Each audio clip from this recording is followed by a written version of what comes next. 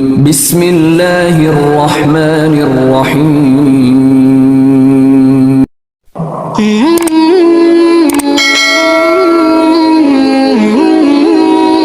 السلام علیکم، welcome to my channel نبی کا امتی۔ کیسے ہیں آپ سب؟ امید ہے کہ آپ سب خیر و عافیت سے ہوں گے اور آپ کی دعاؤں سے الحمدللہ میں بھی بالکل ٹھیک ہوں۔ نبی پاک صلی اللہ علیہ وآلہ وسلم کا فرمان ہے کہ جس شخص نے مجھ پر ایک مرتبہ درود و سلام بھیجا، اللہ رب العزت اس پر 10 رحمتیں نازل فرماتا ہے۔ تو سب سے پہلے درود پاک پڑھتے ہیں، اس کے بعد ویڈیو کا آغاز کرتے ہیں۔ اللہم صلی علی محمد وعلی آل محمد کما صلیت علی ابراہیم وعلی آل ابراہیم انک حمید مجید۔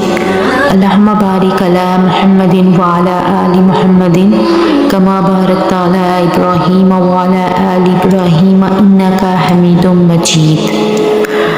دعا کے ذریعے ہم اللہ تعالیٰ سے اپنی حاجتیں پوری کروا سکتے ہیں، اپنی تمام جائز خواہشیں پوری کروا سکتے ہیں۔ ہم اللہ تعالیٰ سے اس یقین کے ساتھ مانگتے ہیں کہ اللہ پاک ہماری دعاؤں کو رد نہیں کرے گا، اللہ پاک ہماری تمام جائز حاجتوں کو پورا فرمائے گا۔ تو اسی یقین کے ساتھ دعا کر لیتے ہیں، کیا پتہ کس کی آمین سے ہم سب کا بیڑا پار ہو جائے۔ یا ربنا یا ربنا یا ربنا یا ارحم الراحمین یا ارحم الراحمین یا ارحم الراحمین یا اللہ یا رحمان یا رحیم۔ اے ہمارے مالک و مولا، ہمارے والدین کی اور ساری امت کی مغفرت فرما۔ یا رب العالمین، ہمارے گھر بار، جان و مال، اولاد، عزت آبرو کی حفاظت فرما۔ یا اللہ ہمارے کاروبار میں، رزق میں، ایمان میں برکتیں عطا فرما۔ یا اللہ جس نے بھی مجھے دعا کے لیے کہا، یا اللہ تو دلوں کے حوال ہم سے بہتر جانتا ہے، ان کی جو بھی پریشانیاں ہیں، مصیبتیں ہیں، دکھ ہیں، تکلیفیں ہیں، مولا دور فرما دے۔ یا اللہ تجھ سے جو مانگا اور تجھ سے جو نہ مانگ سکے، ہمارے حق میں، ہمارے سننے والوں کے حق میں جو بہتر ہے مولا عطا فرما دے۔ بیماریاں، قرضداریاں دور فرما دے، بیماروں کو شفائے کلی عطا فرما، بے روزگاروں کو روزگار عطا فرما، بے گھروں کو ذاتی گھر عطا فرما، بے اولادوں کو اولاد نرینہ عطا فرما۔ یا اللہ جو اپنے بچوں کی شادیوں کے لیے پریشان ہیں، ان کے اچھے سبب بنا دے۔ یا اللہ ہم سب کو ہمارے والدین کا فرما بردار بنا دے۔ یا اللہ جن کے والدین حیات ہیں، ان کا سایہ ان کے سروں پر سلامت رکھنا، اور جو دنیا سے رخصت ہو گئے ہیں ان کے درجات بلند فرمانا۔ یا اللہ ہم سب کو اپنا عبادت گزار بنا دے۔ یا اللہ ہمیں 5 وقت کا نمازی بنا دے۔ یا اللہ ہمیں قرآن پاک پڑھنے کی توفیق عطا فرما۔ یا اللہ ہمیں صراط مستقیم پر چلنے کی توفیق عطا فرما۔ یا اللہ ہمارے صغیرہ کبیرہ گناہ معاف فرما دے۔ یا اللہ ہم سب کو مرتی دفعہ کلمہ نصیب ہو، لا الہ الا اللہ محمد الرسول اللہ، آمین یا رب العالمین۔ رمضان المبارک کے مقدس مہینے میں آخری طاق راتوں کی بہت فضیلت ہے۔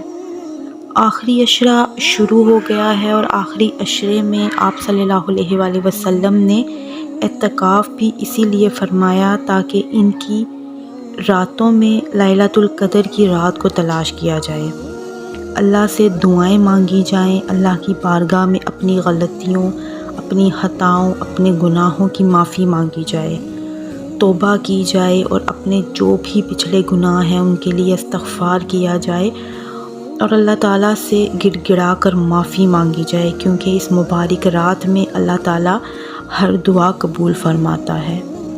حضور اکرم صلی اللہ علیہ وآلہ وسلم کو جب صحابہ کرام نے یہ کہا کہ آپ تو گناہوں سے پاک ہیں، آپ کے قریب تو کوئی گناہ آ ہی نہیں سکتا، یہ تو اللہ نے بھی حکم دے دیا، اور ہمارا ایمان بھی ہے کہ اللہ کے کسی پیغمبر کے نزدیک کوئی گناہ کبھی نہیں آ سکتا، تو آپ اتنی محنت کیوں کرتے ہیں؟ ساری رات آپ عبادت میں کھڑے رہتے ہیں، نوافل میں کھڑے رہتے ہیں۔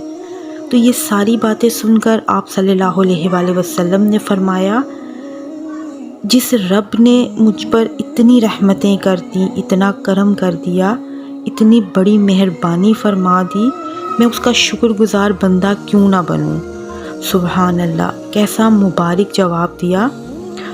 میں نے تو اپنے رب کا شکر ادا کرنا ہے، اور میں ان عبادات ان نوافل سے اللہ کا شکر ادا کرتا ہوں کہ اللہ تعالیٰ نے مجھ پر اتنی رحمتیں عطا کیں۔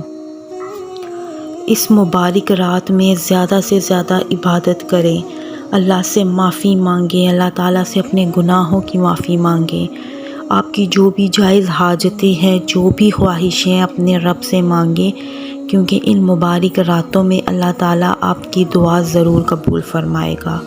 اور ان پاک راتوں میں لیلۃ القدر کی رات کو پانے کی کوشش کریں، زیادہ سے زیادہ استغفار کریں۔